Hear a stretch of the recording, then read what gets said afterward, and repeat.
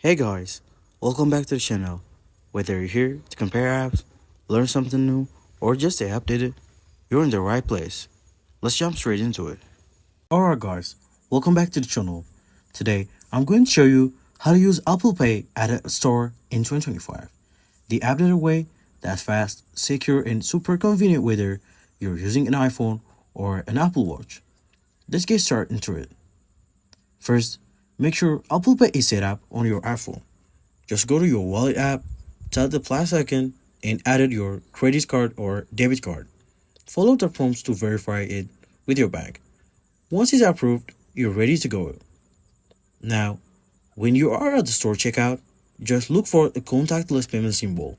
You'll usually see it on the card reader or the payment terminal. If you're using Face ID, double-click the side button on your iPhone. Your default card will appear, and your face will be scanned instantly to authorize the payment. Then just hold the top of your phone near to the reader until you see Done and check mark on your screen. If you're using Touch ID, reset your finger on the sensor while holding your phone near to the reader.